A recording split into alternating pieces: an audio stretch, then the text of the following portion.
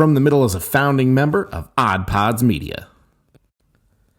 Hello, everyone, and thank you for tuning into episode number 245 of From the Middle. We are three middle-class guys living in the middle of America, in the middle chapters of our lives, with points of view somewhere in the middle. If you're tuning in for the first time, we're a comedy, culture, entertainment, and interview-style podcast, and we have an awesome guest this week, Grant Axe Rawlinson. Axe is a world-class human-powered explorer and team decision-making coach. From the street level to the boardroom, international seven-a-side rugby player to over 50 expeditions across the globe, including walking across countries, cycling across continents, climbing Mount Everest, and crossing seas completely by human power, Grant dedicates his life to the pursuit of bold, unique goals.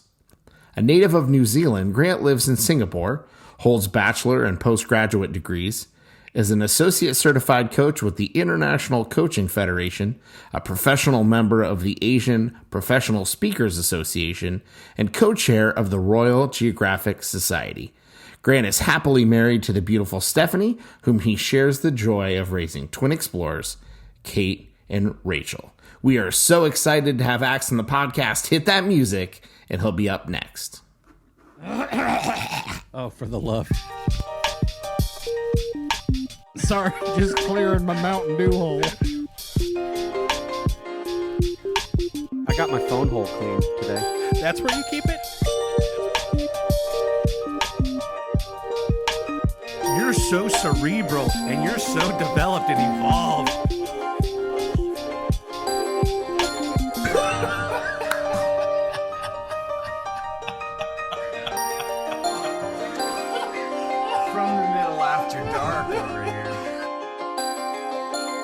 Ladies and gentlemen, boys and girls, children of all ages, I am so excited to have a very, very, very special guest with us on today's episode of From the Middle, Grant Axe Rawlinson. Axe, thank you so much for joining us. This is awesome. Thank you, Corey. Well done. Kicking it off well by pronouncing my name impeccably well as well. So just by way of background and context, for the benefit of the listener and viewer, I thought I would share how I heard about you and how I heard about your team of people. So my company brought in Grant Axe's company at a gig that we did about a month ago now. And in preparation for all of those calls, we sort of got together, talked about what the plan was, and then I actually got to meet him and his team in person in Seattle. I guess that's been about a month ago now. And I've been doing the consulting thing, Axe, for 8 or 9 years now. And what you all do is one of the most fascinating things I've ever heard of. And I'm going to butcher it, but give the high level that you essentially follow adventurers and explorers and shoot video and then use that as content to coach high-performing teams, leaders, and executives in a sort of decision-making, choose-your-own-path adventure experience. And I've never heard of anything like it, and it's awesome. And so that's kind of how I've met you. And Dylan and Kendall, you'll get a kick out of this. When we were doing the prep calls, one of Axe's colleagues would say things like, Axe might be running a little bit late today. He's swimming around the island of Phuket. Or he might be a little tired when you see him in Seattle because he's just been on this other adventure. And I was like, I have to meet this guy. So so we read your bio and sort of your official write-up before we started recording Axe. But I would love to hear in your own words, your introduction to our listeners and viewers whom we refer to as middlers. So over to you, sir. Okay, Corey, thank you very much. Yeah. So look, basically, I call myself a human-powered explorer. So that means I like to make journeys, expeditions, explorations using my own human power.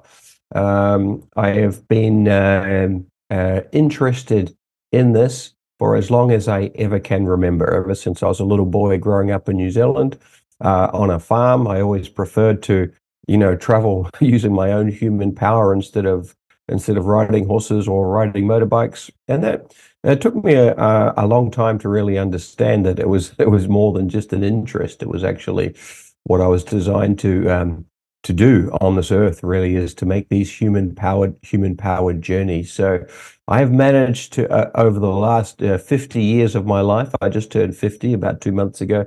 Over the last 50 years of my life, I've managed to turn that interest, that passion, that purpose into like the guiding North Star of my life. And my whole life centers around human powered exploratory journeys. My business is around that. Where I live is based around that. It drives all the decisions in my life. That's awesome, man. And I would love to hear you talk just a little bit about, if you can remember, being a little boy on that farm, where did the human powered piece, like, why was that so important? How did you sort of land on that? You mentioned, rather than riding horses or Mm. rather than riding Mm. motorbikes, but like, what was it about that specific piece that interested you so much that you've now dovetailed into this passion?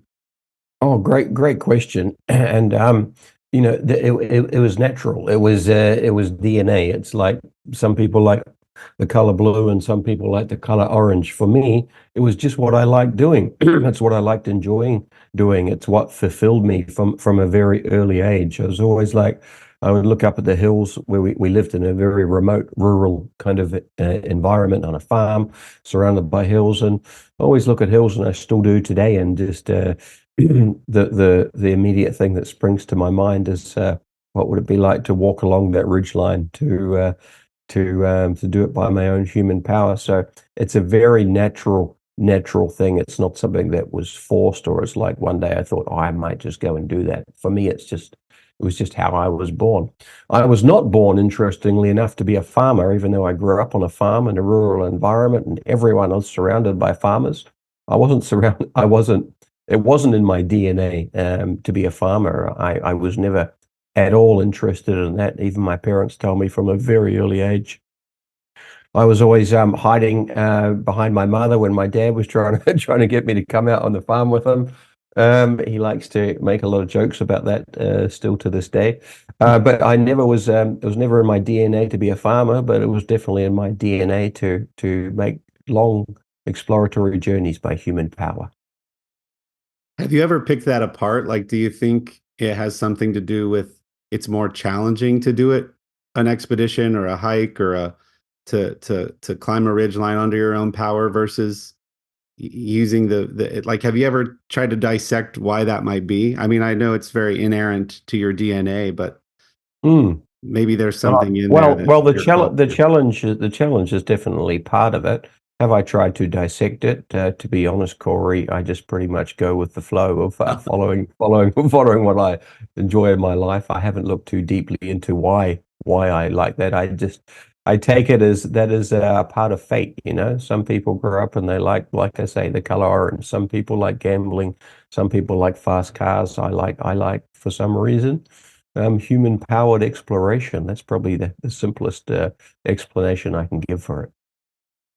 Awesome. Well, I'll stop picking at it, but I would love to hear how the explore performance thing came to be, and how you Yeah. connected with that group of people, and what I got to Hmm. experience in Seattle a few weeks ago. Yeah. Well, I'll give you a very high level overview of that. Even though I love human powered exploration, unfortunately, I couldn't really find a way to make it pay the bills. Actually, on the flip side, going on these expeditions costs an enormous amount of time, money, physical energy, emotional energy, etc., etc. So, I did what most people do, and I went and got a job for the first 15 years of my working life, really, to pay the bills, to make things work, to live, and I would try to take long periods of as much leave as I could on an annual basis, using up all my paid leave, but also using significant periods of unpaid leave as well, wherever I could get my hands on that.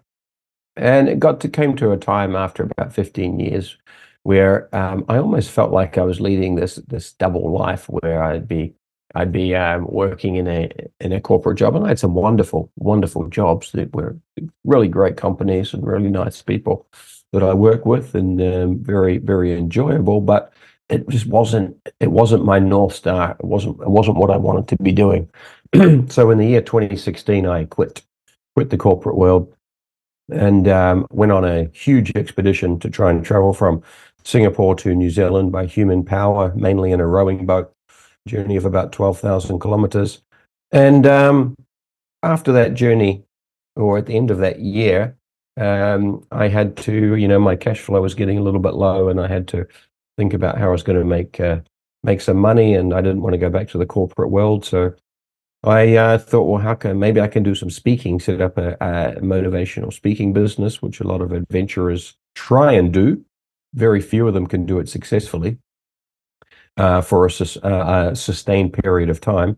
So I set that up and made lots of mistakes early on in the first year about, you're basically it's an exploration in itself, setting up your own business. And then I kind of stumbled across some kind of things that worked and became quite popular or became, corporates enjoyed them. The way I packaged the content and the material, I made it less about me and I made it more about the corporates, which is one of the biggest lessons that adventurers need to learn when they go into this space and stop putting themselves at the hero at the middle of the story and realize that the audience is the hero. Once I started to learn a number of these important lessons, then I started to build more programs, build more content. I partnered with a friend of mine in Singapore, a guy called Tom Cook, and who he had his business, I had my business. Everything was going beautifully until, I'm not sure if you remember, a pandemic that raged through the world. Oh yeah, that old thing. You're nodding There your was head. something, Exactly. yeah, there was something there. Life was going beautifully. The business was coming along nicely. We had a good client base. We were growing nicely. COVID came, and in the space of like a few weeks, it collapsed everything. All of our events got cancelled, and it was doom and gloom, and it forced us to pivot to the virtual world. And then, COVID turned out to be one of the best things for our company. We ended up merging our two companies together, which is now Explore Performance. My kind of role in that is designing content, going on expeditions, filming them, designing content, designing learning programs. Now we have a team of, 10 to 15 facilitators based around the world who I train up to deliver these programs. And Tom, my business partner, he sells the programs, sells the content. So for me, it's been a very fulfilling journey because I've managed to align my life. So I don't just go on an expedition as one part of my life and then come back and work in a corporate job completely unrelated as a different part. I've managed to align my life closer together, and the expeditions are now part of my business and part of my life, and business is my life, and everything is one. It's not separate components.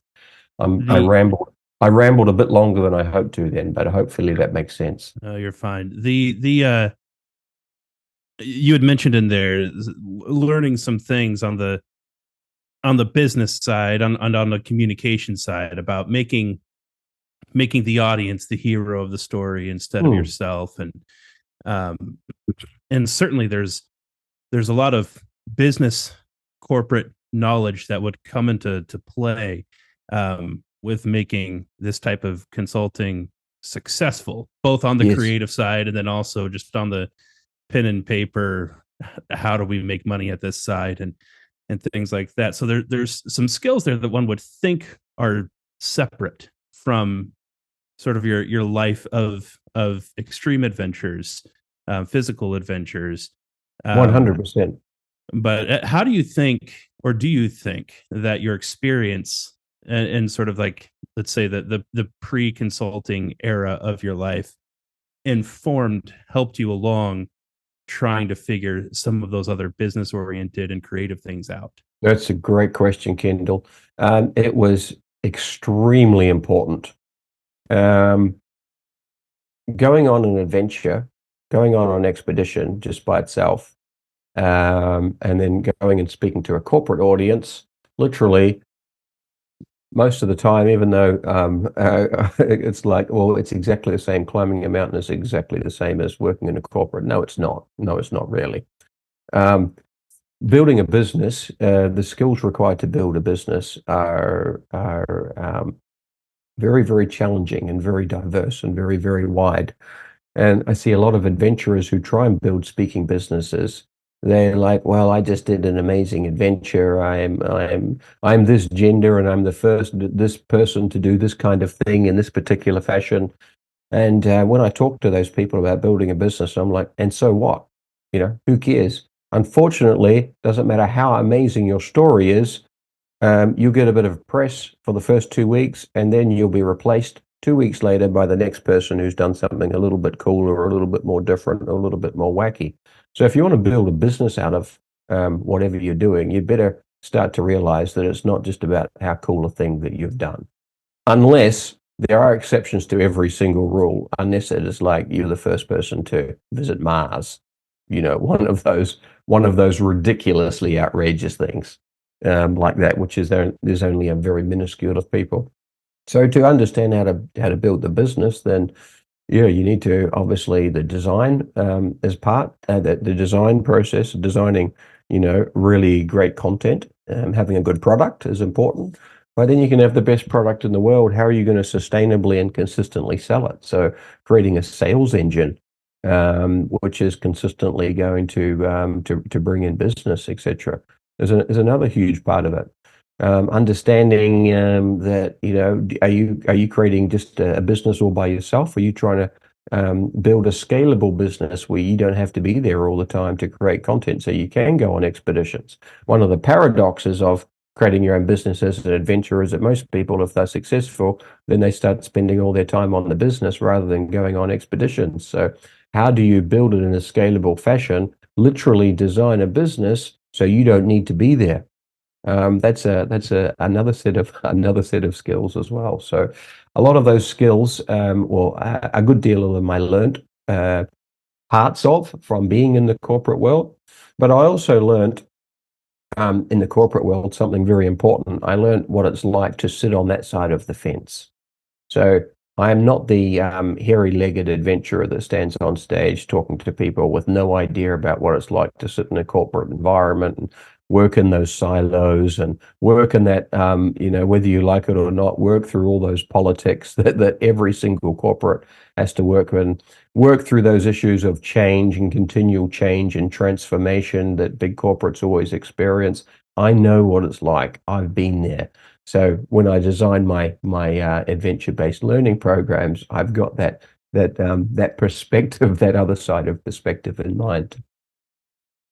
I love that. And I love a couple of points that you and Kendall both made. One, I resonate a great deal with the change of turning yourself, whatever service you're offering, from the hero to the guide. That's a Donald Miller building a story brand concept. Acts, I don't know if you're familiar with that, but essentially says just that, which they are the Luke Skywalker of their story. They don't need another Luke Skywalker. They need an Obi-Wan, and that's where we come in to sort of help them. And so that's the premise of the book. And the second thing, you talked about aligning your life, and I'm not sure if you're familiar with the concept of Ikigai. I'm going to share a diagram for those following along on YouTube. And I'm just learning about this concept. I believe it stems from Japanese. It's a Japanese concept, but you kind of talked about this, right? Because I was going to ask you, like, do the adventures merely give you content for the consulting world?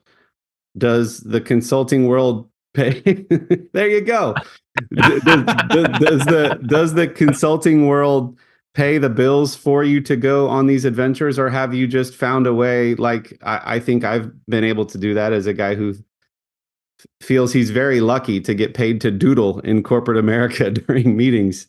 You got to see a little bit of what I do, right? So it's kind of crazy to other people in that environment to have somebody who was trained as an artist, who loves drawing, who was drawing ever since he could pick up a pencil, to have found a job in corporate America that not only encourages that, but that is the very skill that they're after in these consulting type environments. And it feels like you've been able to do that here. Does that resonate with you? But to our listeners, he picked up a book while I was mentioning it with that very word on the title. So tell me about aligning your life. And last thing, I don't think one has to turn a profession out of their passion. I think it's a very acceptable path to say, hey, this is just my 9 to 5. And when I clock out, that's when I do my passion. I think that's wonderful as well. I'm not saying everyone has to find a way to align their lives, but I think it's interesting when one does.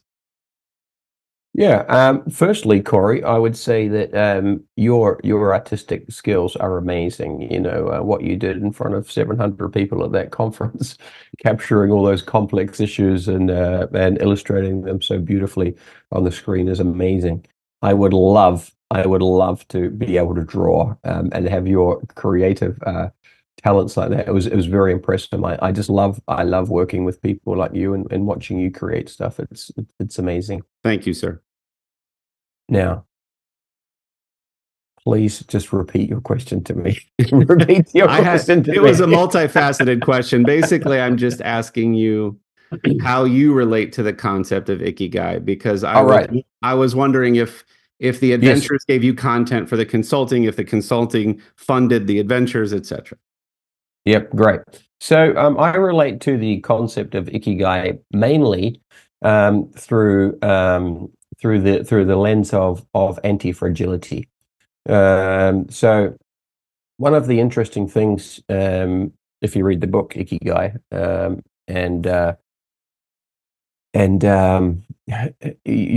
of the interesting concepts they talk about in there is this concept of anti-fragility. And anti-fragile is, if you look at the sliding scale of resilience, you've got fragile on one end, you've got more resilient in the middle. Fragile things obviously break easily. They cannot handle change or disruption or pressure. Resilient things can withstand pressure, but on the extreme end, the opposite end of fragile, the antonym of the state of fragility, the direct opposite. There wasn't really a word in the English language which encapsulated what the direct opposite state of being fragile was, because it's not really resilient in terms of resilient things can withstand pressure. But if a fragile thing breaks under pressure, then surely the antonym, the opposite of that, must be something which gets stronger under pressure and change and disruption. So that's when, of course, the US scholar Nassim Taleb coined the phrase anti-fragile or anti-fragility to describe this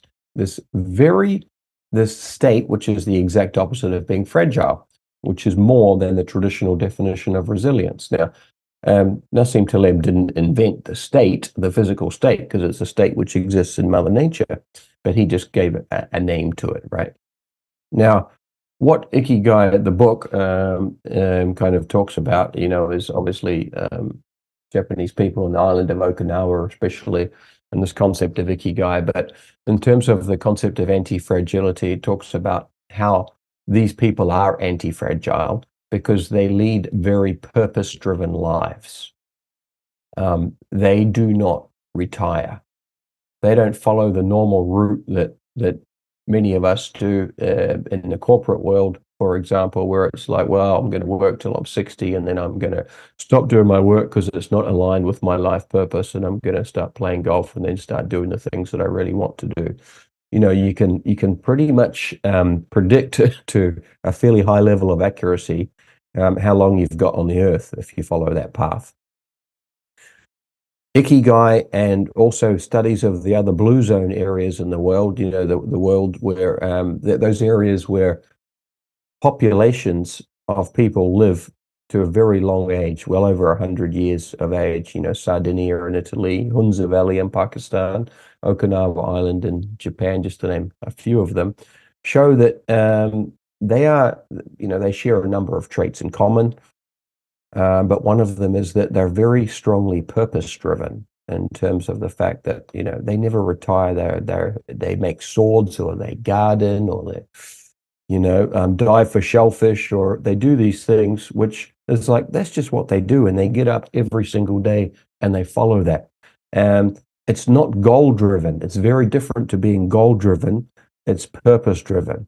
And that's what my life is like. I'm guided by a purpose which is higher than just achieving a goal. Now, when you're purpose-driven like this, having it naturally helps you become more anti-fragile, because if you have failures or setbacks along the way, it doesn't matter. It's just part of the journey. You still get up the next day and you continue. I've had so many failures and setbacks on my journeys, and I just get up the next day and think, well, what am I going to do next? Because it's not about achieving a goal. It's just about this is a purpose-driven. This is more of a purpose-driven thing. My father is extremely purpose-driven. He's been a farmer. He left school when he was 14 years old. He's been a sheep farmer all his life. Now he's 82. That's all he's ever wanted to do. That's all he's ever done. It's his most fulfilled time when he's on the farm. Doesn't matter if it's good season or bad season or this or that. He just keeps doing it and he loves it. Never complained once in his life. So my interpretation or framing of Ikigai, what I take out of it is really this concept of leading a purpose-driven life where you're followed followed or directed by something higher than just, well, what's my next goal, and just bouncing around from one goal to another goal. And if you don't achieve those goals, oh man, it's the end of the world. That didn't work. I'm going to try something else.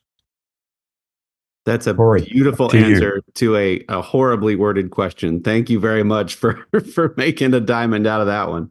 That was awesome. I was sweating a little bit, wondering how I was going to get through that one. You made it work. Well, since you're sweating, we'll take a quick break here and hear some words from some of our friends in Odd Pods Media, and we'll be right back with Axe.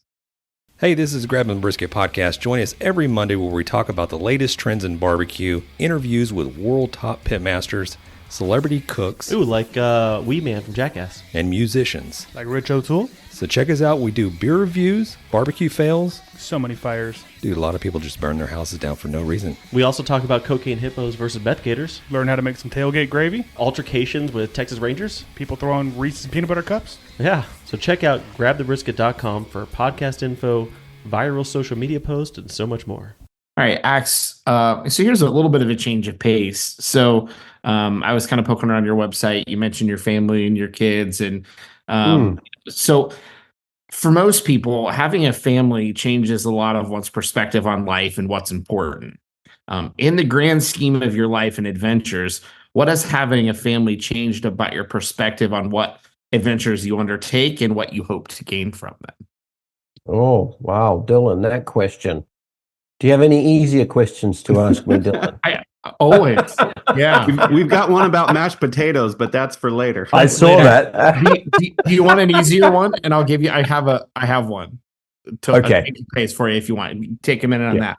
I love a lot of different like travelogues and documentaries and shows and stuff like that. Lots of interesting stuff. Kindness Diaries, A Long Way Down, A Long Way Round. There's podcasts, there's documentaries, there's movies. Mm-hmm. Is there any of that media that you really enjoy or that you find yourself being drawn to? Not that you necessarily have a ton of time, but are there any, like documentaries or podcasts or things that you really enjoy, when you have a little bit of quiet time? Yes, I love watching cooking shows, especially street cooking. For some reason, Japan and Korea, food trucks in the USA as well.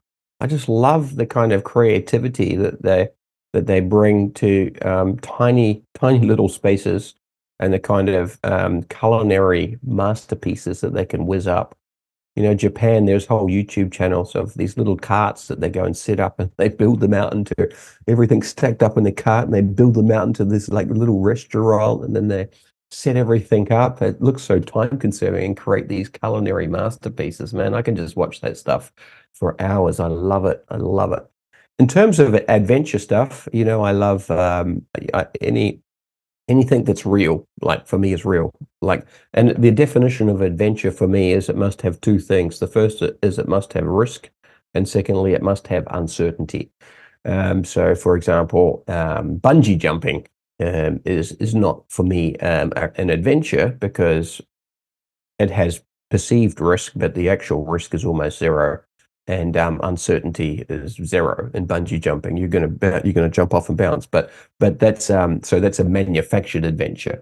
So real adventure, sailing. I love watching sailing documentaries, sailing around the world solo, those kind of things.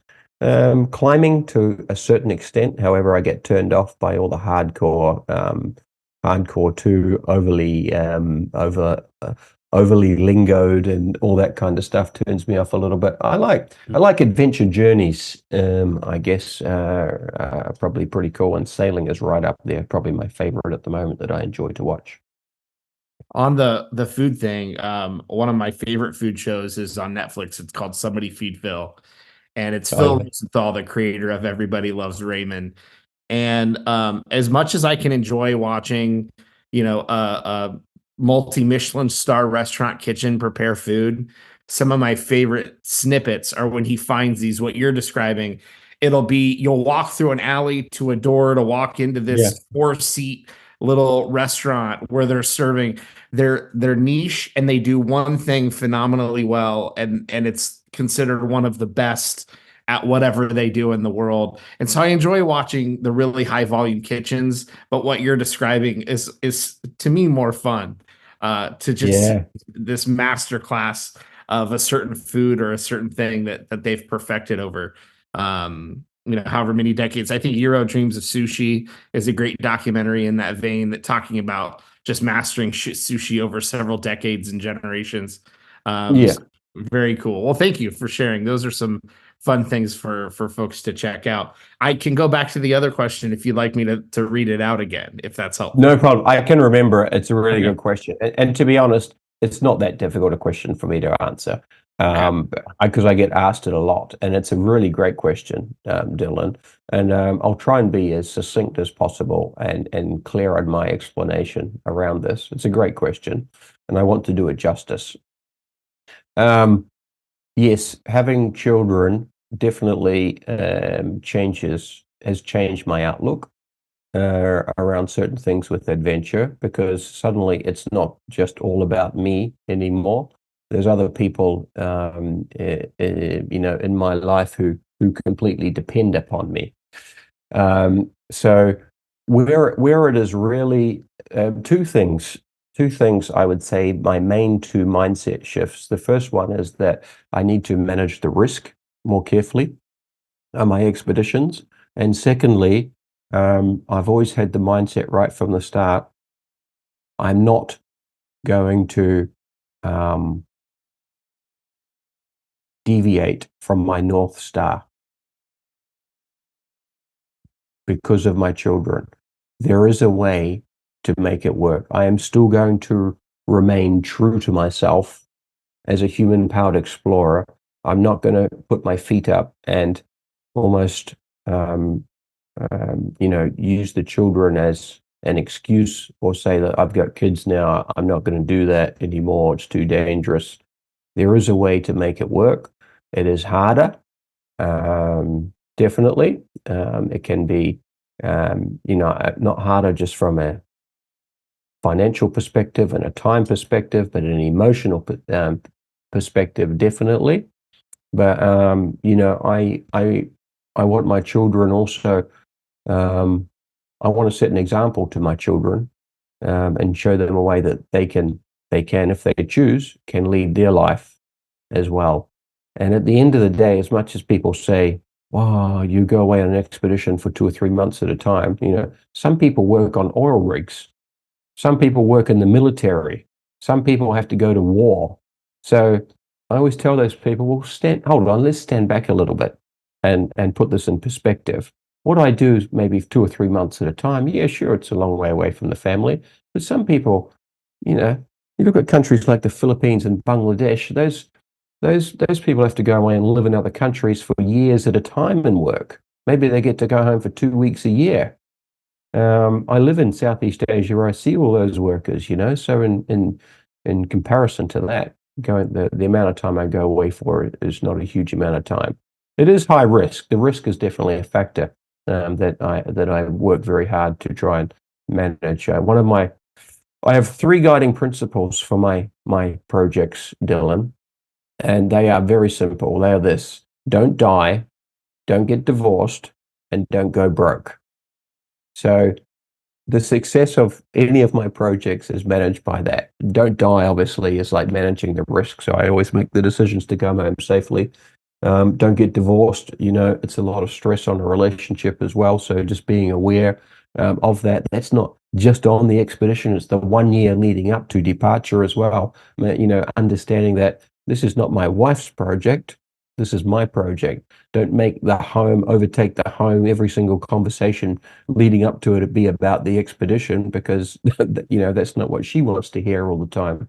So being very empathetic and mindful of that situation on the relationship, and don't go broke. Don't put the family into a situation, because the projects I undertake cost hundreds of thousands of dollars. They're expensive, and trying to find a way to do them sustainably, which luckily I've managed to do through the business, has been quite a challenge. Great question, Dylan. I hope that answered it. It did, But, and it sounds like, much to the credit of your father, being such a great example of being purpose-driven late in life has made it really easy for you to just walk in his path and do the same for your children. Yeah. Correct me if I'm wrong, but he set a good example there, which made it easy for you to commit to the same thing. So that's awesome. Thank you. Thanks, Dylan. Axe, we normally call Dylan the emotionless robot of our podcast, and he's bringing all the heart tonight. This is like out of character for him. I love it. Corey, I think I almost saw a tear there. we're all learning. Either that, or he's got a sandfly in his eye. To paraphrase a wonderful piece of advice that I saw you give, that when summiting Everest, let the first recorded words out of your mouth be an acknowledgement to your spouse, and that will go a long way. You're exactly right, Kendall. Got a lot of brownie points from that one. But in all sincerity, it was very sincere. When I got to Mount Everest, the first two people I thanked were my wife and my parents. So, yeah, that's awesome. You kind of touched on two things, which is a perfect segue to one of the meatier questions. You'll remember McKenna, who we were with in Seattle a month back. She's the one that led things from the my team's perspective, and this is kind of her question, and I've modified it slightly. She's very interested in the mentality of each of the phases. You mentioned sometimes there can be a year runway up to one of these expeditions, and then there's the execution, the actual adventure itself, and then there's, for lack of a better term, the come down or the reintegration. And she's very interested in your mentality at each of those phases. Like, at the simplest of levels, is it hyping yourself up, doing it, and then like, I've got to re-enter society again? Like, what I would be interested to hear how you define or think about the life cycle of one of your expeditions. Yeah. God, you have some really good questions today. So the life cycle of an expedition is fascinating, because it starts through this ideation phase, right? So after I complete one project, I use notes on my MacBook, right? And I've got a whole list of potential possible projects, like way more than I'm ever going to be able to get through, because I'm purpose driven, right? It's gonna guide me for the rest of my life. But they're not all concrete. So they're not like, well, I'm just going to go next one. So after an expedition finishes, and I just did my big swimming project, finished about a month ago, it takes me a while to start thinking. I'm thinking about the next one. Where's it going to be? What's it going to be? What interests me at the moment? What's going to blah blah blah blah blah? And it's kind of like in the triangle of creativity. Have you heard of the third place? Mm-hmm. You've got your office, you've got your home, and those two places are generally not where you get your ideas. It's a third place. It's like you're driving to work, or you're somewhere, you're at the gym, or you're doing something where you're not exactly 100% focused on the actual issue or challenge. And so I have these moments where it's like, bang, that's it. That's what I want to do next, which is a really exciting thing, coming up with the idea, giving birth to the idea and thinking, that's it. That's exactly what I want to do next. Then, of course, so that's an exciting part, the ideation, the birth, giving birth to the idea. And then comes a really exciting time for me, which is the planning and preparation phase. I love that phase. So 6 months to a year. Everyone thinks it's just about physical preparation. That's about 20% of it only. It's raising the funds, it's working out how to make it work, working out how you can go away for an extended period of time without everything falling down around you. It's building a team. It's getting the equipment, it's upskilling yourself, it's logistics, it's the risk management, et cetera, et cetera, et cetera, dealing with authorities. If you're going from one country to another country, crossing borders, then suddenly logistics and permits and all that kind of stuff becomes enormously challenging. So that's a really exciting time, the preparation. Probably one of I love the whole journey in general. If there's a bit which I find sometimes a bit stressful was the final 2 weeks leading up to departure. No matter how prepared you are in the year leading up to it, for some reason the final 2 weeks always becomes massively busy and hectic. And quite often I'll start a project on day number 1 feeling pretty exhausted, because it's just like, oh, the build up to it, suddenly, oh, forgot about that, got to do that. Once we start an expedition, push the boat out to sea, for example, it's like, it's like suddenly the weight of the world, the whole energy changes enormously. Life becomes incredibly simple. Life becomes not easy, but life becomes simplified enormously, because suddenly you're away from communications, you're away from all these issues that you have on land or back in society, and you're just focusing completely on the goal. And so that's a completely different shift in mindset and energy and everything. And you're on the expedition, which in itself becomes the journey. That's everything. That's your whole life. Obviously, you have ups and downs depending on how, which way the wind blows and what the weather's like and what your physical conditions like and how you're getting on with your teammates, et cetera, et cetera. So you have the adventure itself. And then, sometimes it's successful. Sometimes I reach the end of the journey or the goal, and there's enormous elation. Very often I don't reach the end, because the journeys that I choose always have high amounts of risk and high amounts of uncertainty. So it's never a guarantee that I'm going to reach the end. So if I do reach the end, there's there's euphoria, there's relief, there is elation, there's a sense of pride for 1 or 2 days. If I don't reach the end, there's a bit like there's some disappointment, there's some reflection, there is et cetera, et cetera. But then afterwards, you go into the post-expedition phase, right? And that's always an interesting phase, which has a very, very different emotional kind of roller coaster there, where generally I will be amazingly satisfied with the most basic comforts of life, creature comforts which you take completely for granted. For the first week, sleeping in a bed, oh my God, I love my bed. Having a shower, unbelievable. Going to the tap and having a glass of water or making a cup of coffee. All these things that in normal day-to-day life we take completely for granted. Getting in a car and driving after you've been walking or rowing or climbing, for weeks. Just incredible. But then that wears off. That after a while, unfortunately, you start to become normalized to all the amazing comforts we have.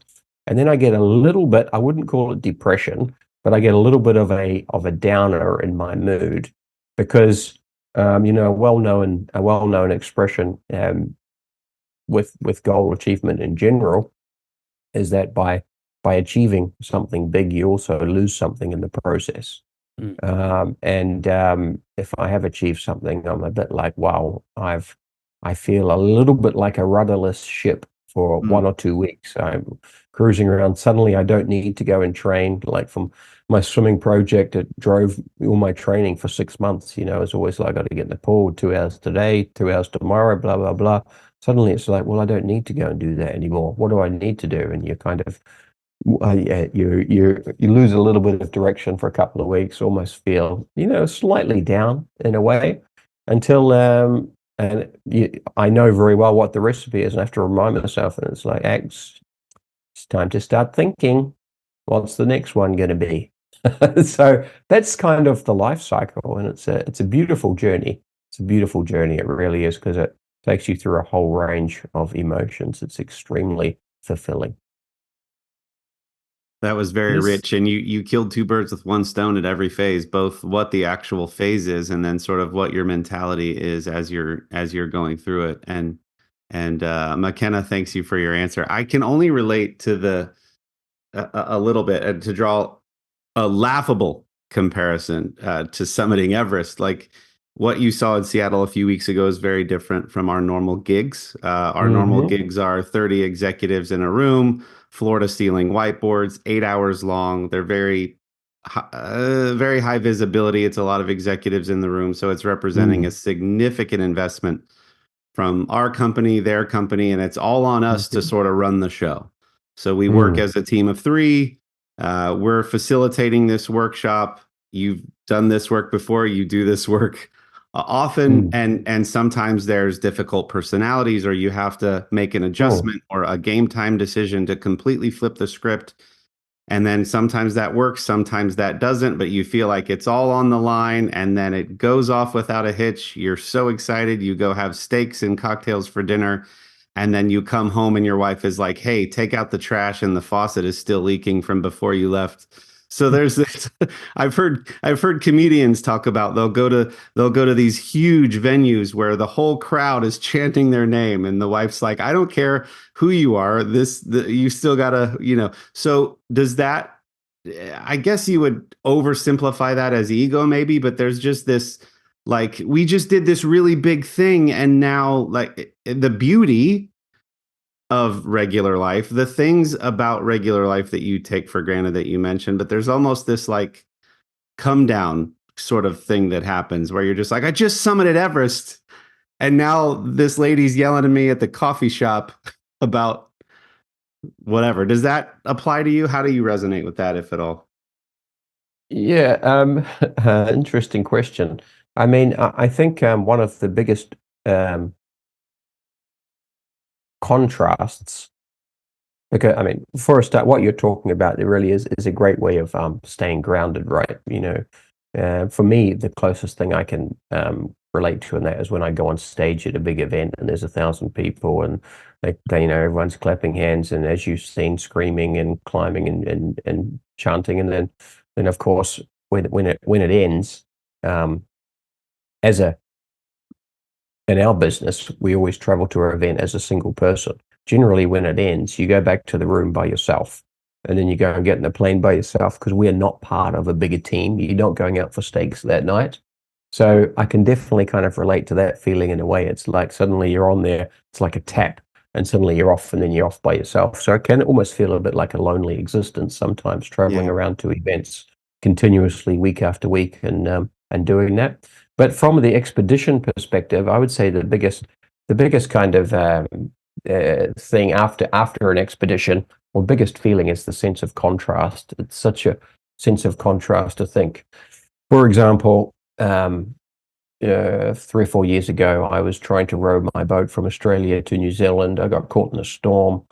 I was 200 kilometers offshore. I got rescued by a helicopter. I hadn't slept in 4 days. You know, the water temperature was around about 9 degrees centigrade. It was really cold, really rough, been capsized multiple times, sitting upside down in my tiny little cockpit of my boat in a storm, 200 kilometers from shore for 4 days, got rescued by helicopter. Helicopter dropped me very close to Canberra airport. I lost everything except my passport, which I managed to bring with when I was winched off the boat. And the helicopter crew lent me, the pilot lent me his daughter's t-shirt, because I had no clothes, shorts, and some jandals. We call them jandals. I don't know what you call them in USA, flip-flops. And they dropped me at Canberra airport. I borrowed their phone to call my wife in Singapore, who bought me a ticket. And I got on the flight and flew 10 hours back to Singapore. Within about 14 hours of being in that storm, I was back home in my apartment in Singapore. And the contrast from being in this one one scenario situation in a boat, literally a life and death situation, to suddenly being in the apartment in Singapore. That's a real shock. That's like a real, like, you have to pinch yourself. It's like, I can't believe it's like the extreme difference, the contrast from one situation to another situation. That is something that takes a few days to get used to, definitely. But the difference between like the comedian being on stage with thousands of people is like our playground, there's nobody, right? Yeah. There's no one watching. It's Mother Nature. You're in the amphitheater of the greatest amphitheater on earth, which is Mother Nature. So there's no people around to watch. Yeah. Yeah, that's super interesting. I'm gonna say one of the beautiful things that I think you're doing, and that I think you've clearly shared with us here, is there's a story, a biblical story, where Jesus is taking a few of his disciples and they hike up this mountain, and Jesus is transfigured before them. The experience for the disciples at that time was Jesus had gained popularity. They couldn't go anywhere without there being mobs around them, and Jesus made it a point to take a few of them, and they secluded themselves for a little while on top of this mountain, and they experienced something there. And the mountaintop experience, the mountain of transfiguration, is the story. And Jesus is transfigured before them. They see a couple of sort of grandfathers of their faith of the past along with him, and immediately Peter and all of the disciples, they're in awe of this whole thing, a very worshipful. They can tell this is a holy experience. This is something good. And Peter starts talking about wanting to build tents on top of this mountain. His idea was, I want to make this moment permanent. How about we all just live here now and forget about everything on the bottom of that mountain? And Jesus says, no, that's not what we're going to do. And so the experience ends and he leads them back down the mountain. When they get to the bottom, they are met with a mob of people who are watching this whole mess unfold, of a man bringing his boy who's demon possessed, and nobody can figure out how to help him. And I think what we learn from that is Jesus instructs them that what you witnessed is something that is useful. It's something that you're going to use. There's some truth there. And he teaches them some things about how you can handle this situation that was happening at the bottom of the mountain. And going forward, later on in life, you're going to remember these things that happened on top of the mountain. And there's going to be some truth there that you can pull, and you're going to be able to teach others and those kinds of things. And it's like you have these experiences, but your value isn't necessarily attached to being experienced. There's value attached to wisdom gleaned from the experiences, but your usefulness is attached to the ability to communicate the wisdom from those experiences. And my friend, in spades, it seems like you're doing that. That's a very wise thing you just said, Kendall. It's you can have all the experience in the universe. You can also have all the knowledge and skill around a particular topic in the universe. Doesn't mean you can teach it. Some of the worst teachers I've ever had, and the most annoying, the most intelligent people who have great expertise in a topic, but they're terrible teachers. One of the things that I always work on, and I seem to have got quite good at, is simplifying complex issues. breaking them down and explaining them and giving people frameworks to overcome obstacles when you're working in teams or leadership capacities in a simplistic, rational, pragmatic way, not overly complicating a subject, not trying to pretend that, not trying to show my expertise by using a lot of complex language and lingo and word dropping words like neuroscience and things like that. But making it simplistic for people to A, understand, but B, giving them tools to take away.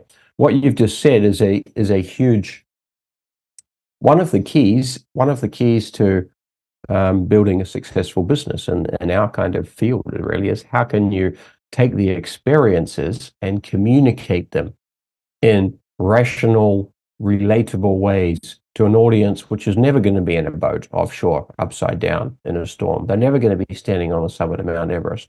So that's not the point of the talk or of the training program. It's to use the analogies of that as stories to communicate it in a way which is not, oh, I could never do that, but oh, I could do that. I could imagine myself in a situation. This is what I do, and this is what I can learn from it. So yeah, really, really enjoyed that analogy you shared, Kendall. Well, and I would be remiss, Axe, if I didn't compliment you, because I think you achieve that purpose really well. Some of my most profound aha moments with mentors or teachers have been when they pulled out a napkin and a pen and said, "It's like this, Corey." And they did a very simple illustration. And you have so many of those in your content that you have a little trademark icon next to the Thrive-O-Meter and things like that I got to witness firsthand. And I think you do that really well. It doesn't sound like you're being braggadocious or making it about me or some elaborate concept. I think sometimes people do that so that they become the guru, as opposed to saying it's really this simple and here's how I've broken it down. And I think you do that. There were 3 to 5 examples that I can think of off the top of my head that you and your team do super well. So hats off to you for that. Yeah, thank you very much. We're coming up on time. I've got like 7 more questions, so I'm just having to pick my favorites. But I want to be mindful. I want to be mindful of our audience, who chances are they don't have plans to summit Everest or swim around the island of Phuket or row a boat from Australia to New Zealand. So if you could take your learnings, and it doesn't have to be the nugget or the one thing, but like, what are just a couple practical things to the point we just made that you would say to somebody with 4 kids who are all in sports and they're busy and they're just trying to pay their bills, that why would they want to listen to this episode with this Axe guy? Like, what's something that would apply across goals, passions, professions that you found to be true for yourself? Well, if I was going to share one nugget with someone in that kind of scenario or position where you have a job and you have kids, you have commitments, is that I found myself in a situation with kids in a job and bills and mortgages, etc., in 2015. And I was extremely, extremely concerned about making the decision to leave the safety blanket of the corporate world. I was like, literally, it was a couldn't sleep at night kind of decision. It was scary for me. I was like, whoa, I don't know, this is what I've been doing for 10 years. I know everyone in the industry. It's what I do. I've got this, and the 28th of every month, the salary comes into the bank account, etc., etc. And then it came to a particular point where, and I don't know how I thought of this one day, but I did think of it. I asked myself the question, what is the risk involved if I quit the corporate world, or quit my job in the corporate world to go off and align myself more with my life purpose and start building a business by myself, etc., etc. And I thought, well, the risk is that I could try it for 1 or 2 years and it may not work, and I might be a little bit tight on cash, but if it doesn't work, I could always go back to the corporate world. And when I thought of it like that, it changed my entire mindset because I realized the risk is very, very little. It's minimal. It's like living for, if it's not successful for 1 or 2 years, it's living, with not much cash. Um, and it helped me reframe the decision enormously. And once I made that decision and I quit, once I got out of that job, suddenly the amount of opportunities just in front of me was like, oh my gosh, I didn't even understand this, that there are so many opportunities out there. The reason is because I wasn't looking. I was in an environment that I was so comfortable in, where I was in this little bubble. It was very comfortable and it was safe and secure. And it's very easy to think there's nothing more out there. I can't do anything. My life has to be like this. I've got kids, I've got mortgage, I got this, I got this. It doesn't have to be like that. It's not as scary as you think. You can step outside, have a go, change your life, do it in a way which is not going to sink the ship, of course. But you can do it in a way you can try it. And very often you can't see the possibilities or the opportunities when you're stuck doing what you've been doing for the last 10 or 15 years. You actually need to take that step out. And then the opportunities are like, wow, there's opportunities everywhere. It's a big old world out there. There's full of opportunities. We have a limited amount of time. Don't be afraid to make a change. That's super powerful. And it's almost like you create your own little echo chamber without even realizing that you've done it, right? Like somebody who's very conservative, only subscribing to conservative news publications and conservative social media people, we think that when we think echo chamber. But when you relegate yourself to just that existence, you create one kind of without realizing it. And then, like you're saying, Couldn't agree more. You break outside of that and go, oh, it's actually much more attainable than I realized, but I was limiting my own thinking. Yeah, and Corey, if you had asked me the question, what's your second piece of advice that you'd give, which you didn't, but I'm jumping the gun here because I know it probably would be. My second piece of advice would be very, very careful who you listen to. Amen. The most expensive advice is often free advice. There is so many gurus, there's so many people who are wandering around loving to give you advice out there. And I see this all the time in the professional speaking world, speaker coaches and people giving advice about building businesses. I always ask one question from anyone giving advice: have you done it? Show me how successful you are. If you're a business coach, don't tell me just you're a business coach. Show me how successful your business coaching business is. If you're going to coach me to turn over $3 million a year next year, show me how you're doing it first. But we can very easily be sidetracked, discouraged, put in different directions by people. Some of them with well-meaning intent, friends and family. Some of them who are just literally snake oil salespeople. But be very careful who you take advice from, who you surround yourself with. Listen, you speak to lots of people. Be very careful who you listen to. Yeah. Assess the fruit on the tree. I love that.